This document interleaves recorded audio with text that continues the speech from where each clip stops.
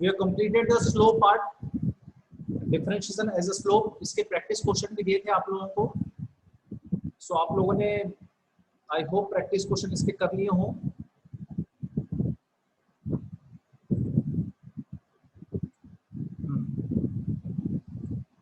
तो let us move on to the practice question. लेकिन मुझे आंसर बहुत कम लोगों ने भेजा है, सारे लोगों ने आंसर नहीं भेजा है। तो आई डोंट नो कितने लोगों ने किया हुआ है। So let us move on to the next part.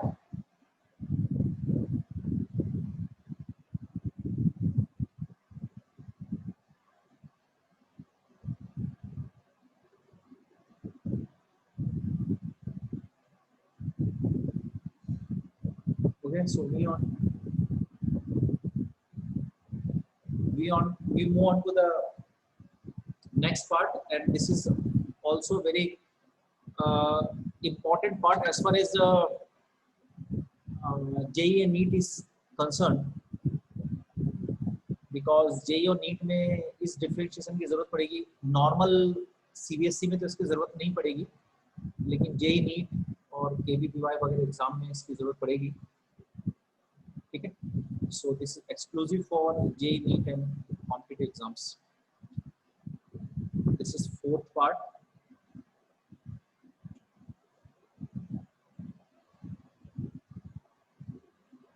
And the fourth part is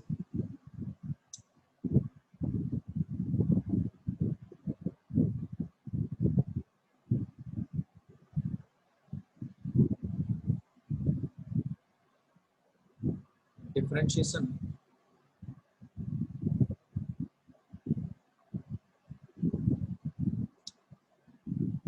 as maxima and minima.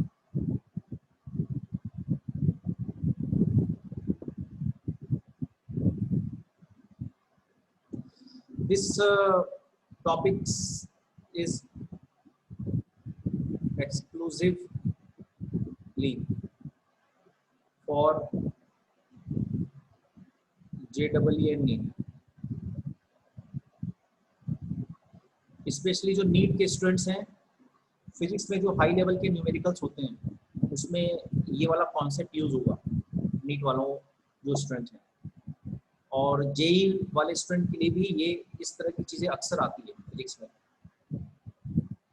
ठीक है, थोड़ा सा ध्यान से देखेंगे। स्कूल लेवल पे ये नहीं पूछता है इन जनरल, स्कूल लेवल पे आपको इसकी ज़रूरत नहीं पड़ेगी, तो इसको आप जरा ध्यान से देखेंगे।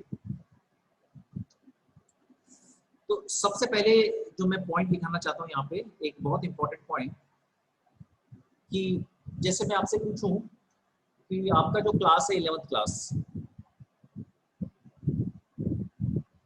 11th क्लास में आप लोगों की हाइट कितनी होगी? मान लो किसी की हाइट 5.1 है, किसी की हाइट 4.3 है,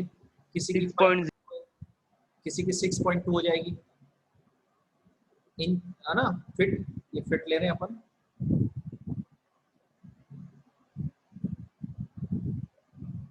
ठीक है, ऐसे बहुत सारे स्टूडेंट्स हैं तो सबकी हाइट में कुछ ना कुछ फर्क आएगा। क्यों भाई, बोलो, इतनी बात समझ में आ गई? ओके, अब मैं आपको बोलता हूँ कि जितनी भी हाइट्स हैं इनको इंक्रीजिंग ऑर्डर में जमाओ।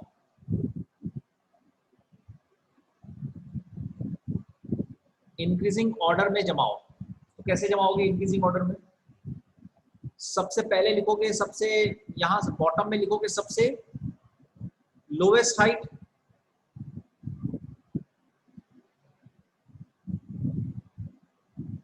ठीक है, और सबसे टॉप पे क्या लिखोगे? ग्रेटेस्ट हाइट, और बीच में सब बहुत सारे लोगों की हाइट्स आएगी। अब मेरे को बताओ, ये जो हाइट ऑफ द स्टूडेंट है, height of a student in class 11, ये एक फिक्स्ड क्वांटिटी है या वेरिएबल क्वांटिटी है? Height of a student in the class, is it a fixed quantity और वेरिएबल क्वांटिटी? वेरिएबल। वेरिएबल समझ में आता है?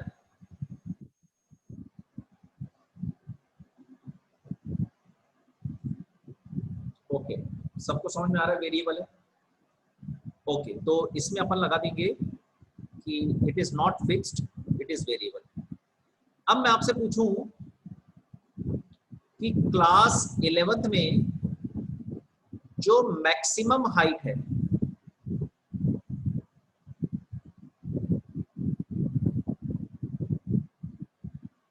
ये वेरिएबल है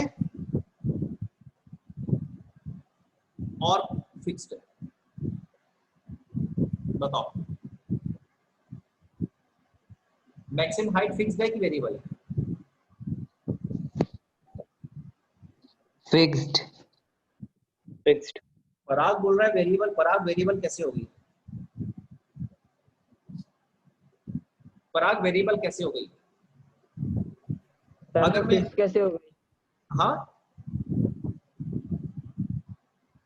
देखो, मैक्सिमम हाइट जो है वो ग्रेटेस्ट हाइट जो है, मैक्सिमम हाइट जो है वो तो एक लास्ट वैल्यू होगी ना, इससे ज्यादा तो हो ही नहीं सकती, तभी तो उसको मैक्सिमम कह रहे हैं। इसी तरह से अगर मैं आपसे पूछूं कि जो मिनिमम हाइट है वो वेरिएबल है कि फिक्स है? फिक्स्ड। ये भी फिक्स्ड है, ये सबको समझ में आ रहा है ना? तो ये वेरिएबल यस नहीं, सर। ये फिक्स्ड होंगे। इसका मतलब अगर हम इसको समझें कि हमारे पास एक क्वांटिटी हो गई हाइट, तो हमने एक छोटी सी क्वांटिटी दिया हाइट, तो अपनी क्लासरूम में जो हाइट है वो तो वेरिएबल होगी, किसकी कितनी होगी वो पता नहीं, लेकिन एक चीज कंफर्म होती है कि मैक्सिमम हाइट फिक्स है और मिनिमम हाइट फिक्स है, बाकी जो वेरिएट कर रहा है उन दोनों के बीच है। इसका मतलब है मैक्सिमा और मिनिमा एक फिक्स्ड क्वांटिटी होती है। सिमिलरली मैं आपसे पूछूं कि आपकी क्लास के परसेंटेज क्या बनेंगे, तो सब अलग अलग आंसर देने लगेंगे, लेकिन मैं बोलूं कि मैक्सिमम कितना परसेंट बनाए तो वो फिक्स हो जाएगा, और मैं बोलूं मिनिमम कितना परसेंट बनाए तो वो फिक्स हो जाएगा। मैक्सिमा और minima is always a fixed thing. ये वाली बात समझ में आई? इतनी बात समझ में आ गई क्या? तो यहां मैं पहला पॉइंट लिखने वाला हूं,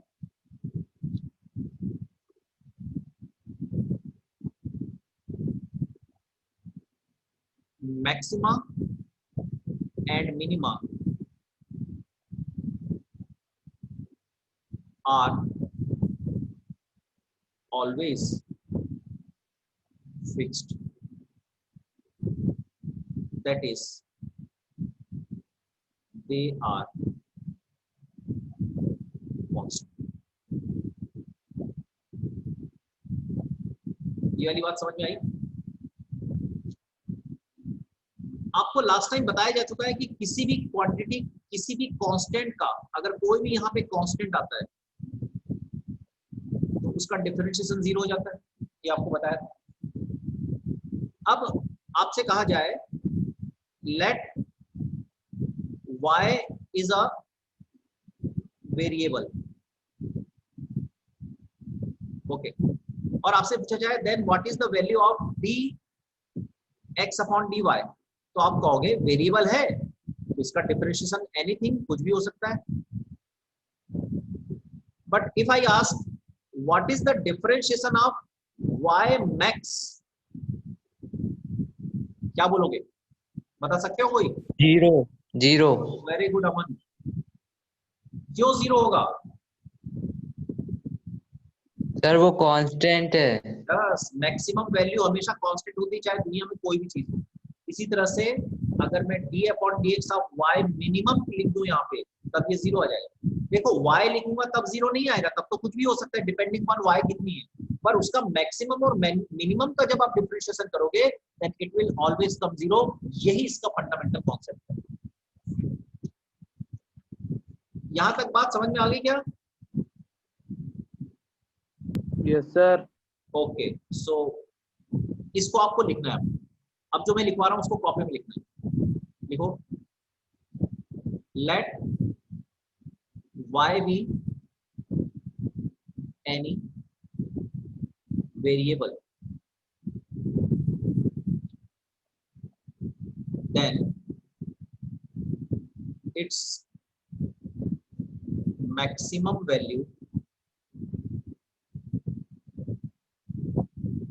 y max and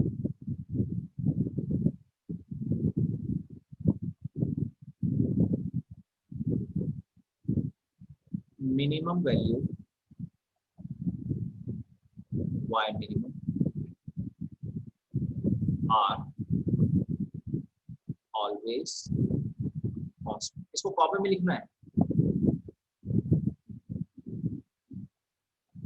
Hence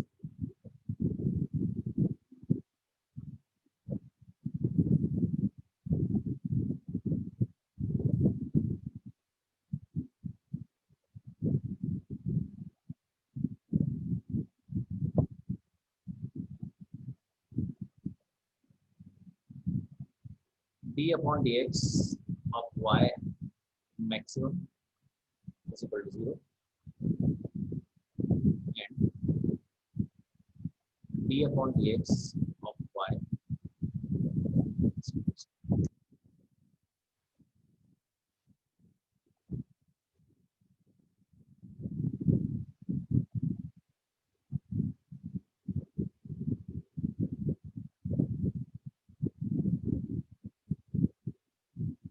क्या यहाँ तक की सारी बातें समझ में आ गई?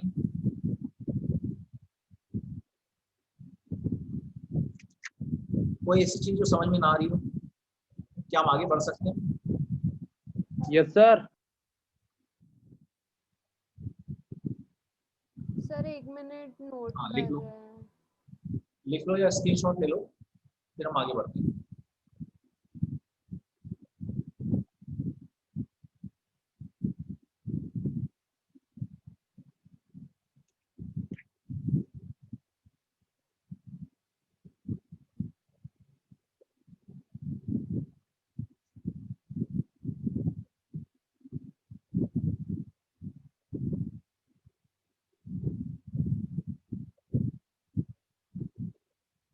ओके, हो गया? Everyone, is it done? Yes sir. Okay, yes sir. so let us move on to the questions।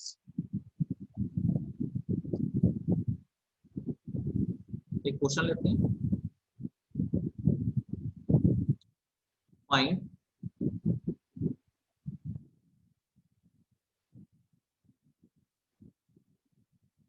Minimum value of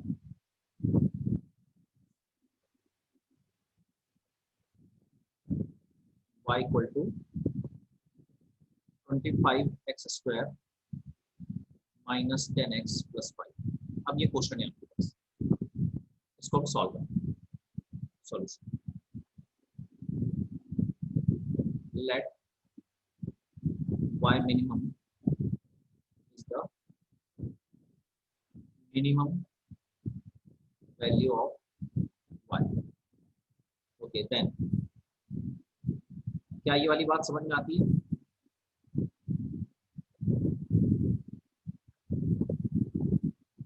okay, इसको ऐसा लिख दें, d upon dx, y minimum कितना है? क्या करेंगे? 25x square minus 10x plus 5, इससे ही y minimum मिलेगा। जल्दी जल्दी करूं, क्या इतना समझ में आता है? जल्दी से, इसमें तो डाउट नहीं है ना? जिसको इसमें डाउट है वो मेरे डिफरेंशिएशन की पहले की वीडियो देखे फिर से। अब मैं थोड़ा जल्दी जल्दी करूंगा, ठीक है? ये वाली बात समझ में आ, ये वाला डिफरेंशिएशन समझ में आया ना सबको?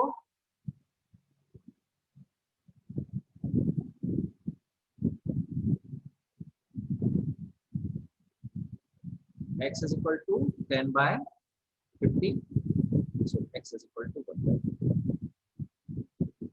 यहां तक समझ में आया क्या? कोई anyone who has the doubt? Any doubt? Who has doubt? Anyone who has doubt up to now? Anyone? यहाँ तक समझ में आ गया। मिनिमम अपन ने निकाला, x की वैल्यू कितनी आ गई, x की वैल्यू कितनी आई 1/5। इसका मीनिंग क्या है, इसका मीनिंग ये है कि at x is equal to 1/5 y is minimum. मतलब y की वैल्यू देखो, यहाँ x इसमें देखो x की वैल्यू तो कुछ भी रखी जा सकती है, लेकिन हमने जो सॉल्व किया उससे ये पता चला कि जब इसमें x की वैल्यू 1/5 रखेंगे तब ये y मिनिमम मिलेगा, क्योंकि ये कंडीशन किसकी है, मिनिमम लाने की कंडीशन। तो अब हम बोल देंगे so minimum value of y is, क्या करेंगे आप, y मिनिमम। ये मिनिमम कब होगा, इस x की वैल्यू पर होगा, तो यहाँ पे x की वैल्यू रख देंगे 25 1/5 का square minus 10 into 1/5 plus 5। So it will become 5 का स्क्वायर 25 हो जाएगा, तो this will be 1 minus 2 plus 5, so it will be 4 is the minimum value and this will be the answer. ये क्वेश्चन किसको समझ में आ गया अच्छे से, कोई ऐसा है जिसको अभी भी समझ में नहीं आया ये वाला क्वेश्चन, एनीवन,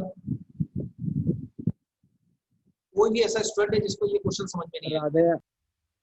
निहाल को आ गया, और बाकी लोग भी आंसर दो। साकेत को आ गया? यस सर आ गया। पक्का? अब एक क्वेश्चन ऐसी वाला दो तो कर लोगे। सांची भी बोल रही आ गया, ओके। सोहम, विधि, रैनिश, आयुषी, आ गया आप लोगों को भी समझ में? Yes sir. ओके, तो अब मैं क्वेश्चन दूंगा तो ऐसा कर लोगे, इसको नोट करना है क्या, नोट करना है या स्क्रीनशॉट लेना है? तो क्वेश्चन कर लेंगे अगर आप दोगे। कर लोगे, ओके। तो इसको मैं हटाऊं, यस सर। नोट करना है, इसको नोट करना है कि हटा दूं?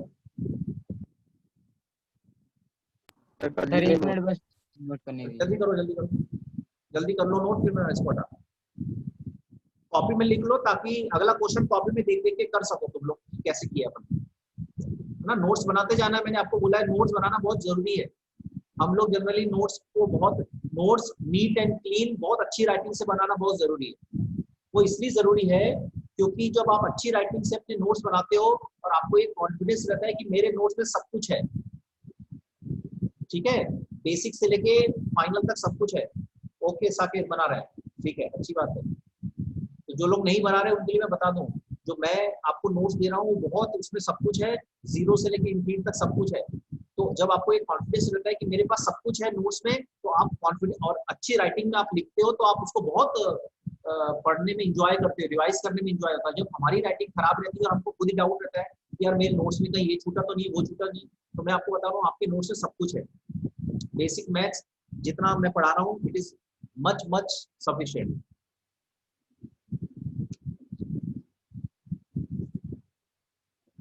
ये हमारा डिफरेंशिएशन का लास्ट टॉपिक है, इसके बाद we will start integration. This is the last topic of differentiation, from tomorrow we will start integration.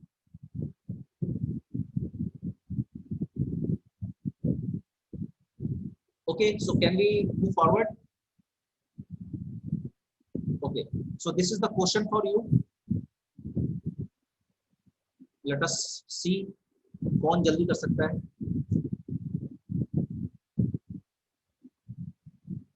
Find the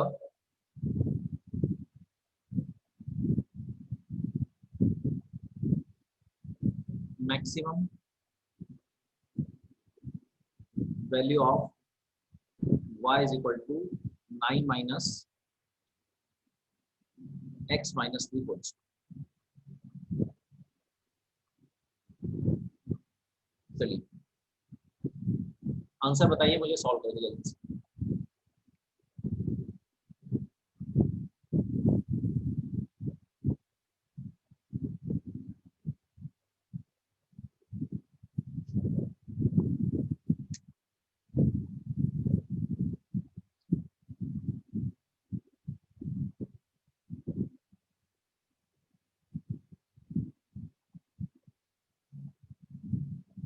First,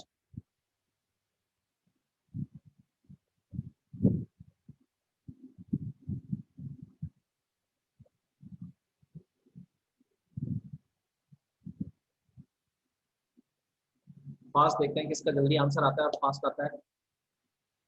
differentiation में अगर आपको प्रॉब्लम हो रही है यू कैन मूव बैक।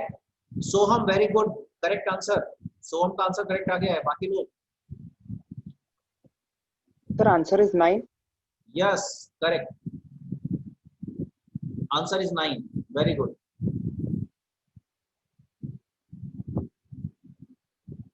और बाकी लोग क्या कर रहे हैं? सब लोगों का आंसर आना चाहिए। करेक्ट, सांची का भी आ गया। Yes 9 answer is correct. ठीक है, जिनका नहीं आया वो लोग देख लो कैसे करेंगे solve. Okay, dy upon dx किसके लिए? मैक्सिमम वैल्यू अगर है तो आना चाहिए 0। So d upon dx 9 minus x minus 3 का whole square is equal to 0। So d by dx of 9 minus, yes Saket का भी आ गया, d by dx of x minus 3 whole square is equal to 0।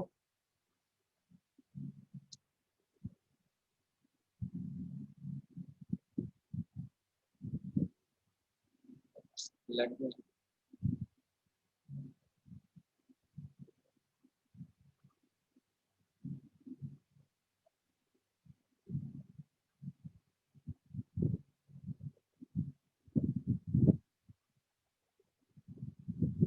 I think some mistake has been done. Okay.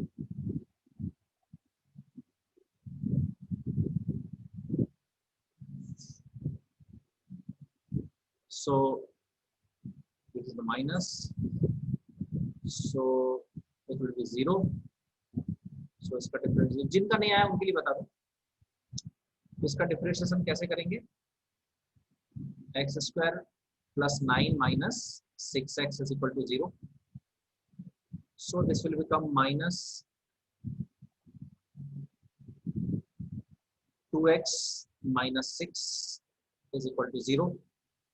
So 2x minus 6 is equal to 0. So x is equal to 0. तो यहाँ पे रखते हैं y maximum is equal to 9 minus 3 minus 3 whole square. Okay, so let us take more practice questions. चलो ये question लेते हैं, question 1, question 3 sorry. The height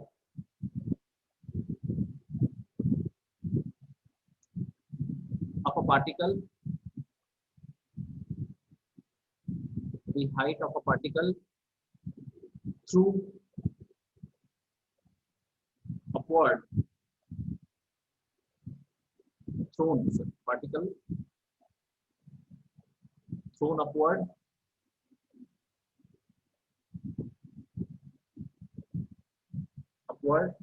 with initial velocity with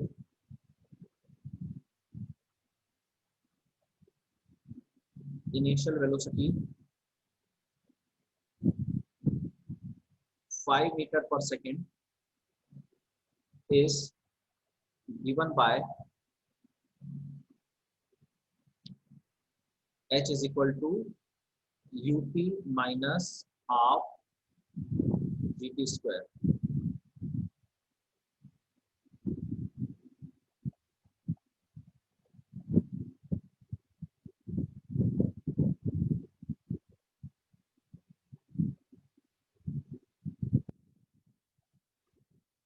Square. Okay, where g is equal to 10 meter per second square. Find the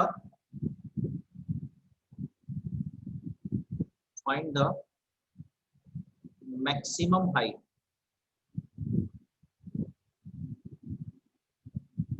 attained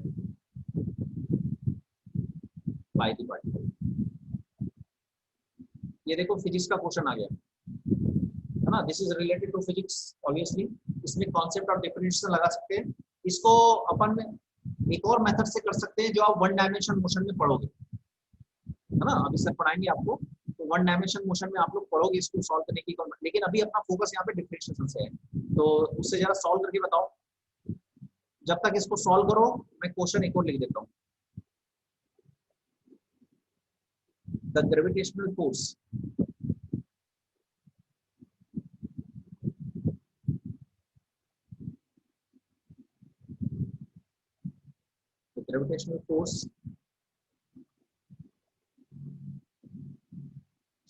between two masses is given by F is equal to G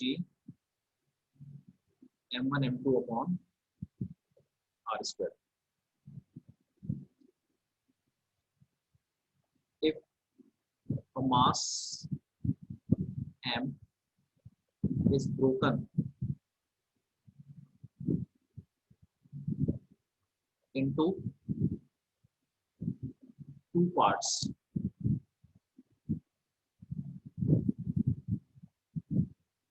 then for a fixed separation,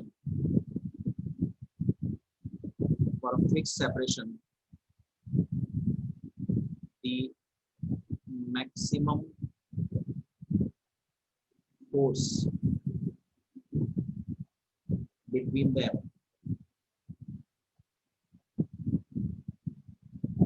will be when m1 upon m2 is equal to a 1 by 2 b 2 by 3 c 1 by 3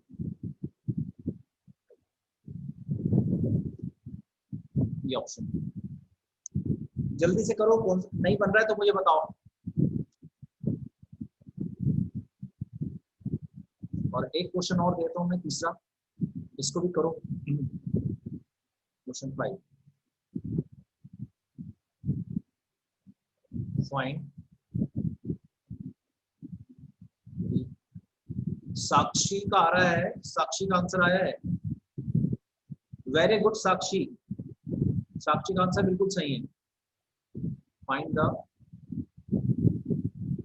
सोहम का भी answer बिल्कुल correct है। Very good. Maximum value, प्रतीक का भी answer बिल्कुल correct है।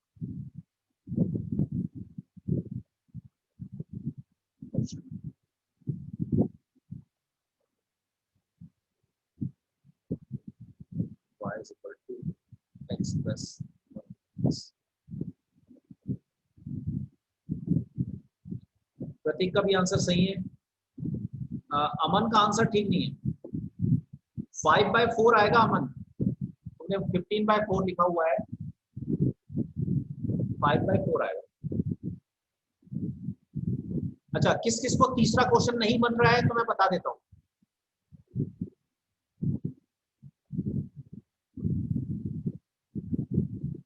किस किस को तीसरा क्वेश्चन नहीं बन रहा है? ओके, आ गया, वेरी गुड। जिसको नहीं बन रहा है वो मुझे लिख के बताओ। हाँ, सेकंड ट्राई करो ना, बिल्कुल सेकंड ट्राई करो, थर्ड सर्विस। हाँ बिल्कुल प्रतीक, ऐसे ही करना है। नहीं मुझे अभी नहीं, सेकंड मतलब इसका, अरे भाई इसी ये जो क्वेश्चन नंबर लिखा है इसके हिसाब से तो फोर्थ है ना, मतलब क्वेश्चन नंबर जो लिखा है उसके हिसाब से फोर्थ एंड फिफ्थ आप लोग ट्राई करना ना। मैं वो बोल रहा हूँ थर्ड, जो क्वेश्चन लिखा है उसके हिसाब से थर्ड। अरे भाई यहाँ क्वेश्चन नंबर मैंने थर्ड लिखा हुआ है ना, इसके हिसाब से बोल रहा हूँ। ये वाला किसको, हाँ ये वाला किसको नहीं बना ये मैं पूछ रहा हूँ। किसी को भी नहीं बनाओ तो मुझे लिख के बताओ, तुम्हें समझा देता हूँ, नहीं तो आगे। अरमान बोल रहा है, बता दो। देखो थर्ड क्वेश्चन को ऐसे करेंगे अरमान। h इज इक्वल टू कितना दिया अपने पास, ut minus half gt square. अपने को h की कौन सी वैल्यू निकालना है, मैक्सिमम। तो d अपॉन dt करना पड़ेगा यहाँ पे, क्योंकि यहाँ x नहीं है तो t करना पड़ेगा। h मैक्सिमम ये कितना होता है, 0। तो d upon dt of ut minus half gt square is equal to 0। तो d upon dt of u कितना बोला था 5t माइनस 1/2, g कितना बोला है 10 t square is equal to 0। Nihal समझ में आ रहा है ये वाला? अरमान ये 5 यस सर। है ना, यहाँ भी 5 t स्क्वायर बचेगा, तो ये बच जाएगा 5 minus 10t is equal to 0। So 5 is equal to 10t, so t is equal to 2 1/2। ठीक है, सो h maximum is equal to u की वैल्यू है 5 इंटू 1/2 माइनस 1/2 इंटू जी की वैल्यू 10 और 1/2 का स्क्वायर, है ना, 1/2 रख देंगे। तो 5/2 माइनस 1/2 इंटू 10 इंटू 1/4, तो ये कैंसिल होगा कितने बार 5 बार, तो 5/2 माइनस 5/4, तो आंसर आ जाएगा 5/4 या 1.25। अरमान समझ में आ गया? अरमान समझ में आ गया क्या? Yes sir. ओके, सो अब सेकंड क्वेश्चन करो, ये फोर्थ क्वेश्चन करो हिसाब से। सर थर्ड क्वेश्चन का सॉल्यूशन दिखाइए।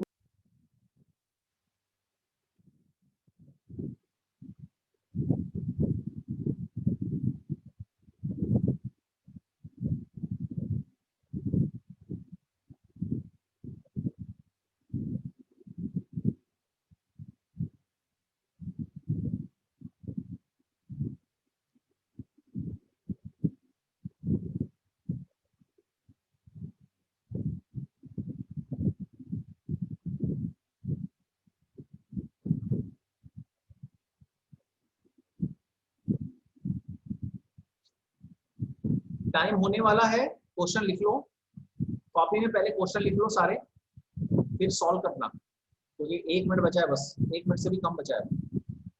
ज्वाइन होना है कि नहीं?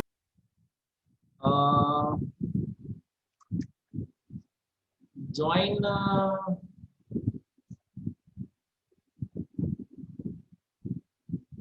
हो जाना, ज्वाइन हो जाना। इसके आंसर बताओ।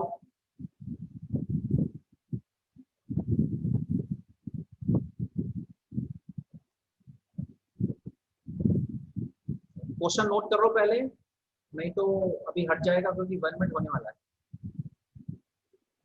1 मिनट से भी कम, 30 सेकंड बचे मेरे ख्याल से।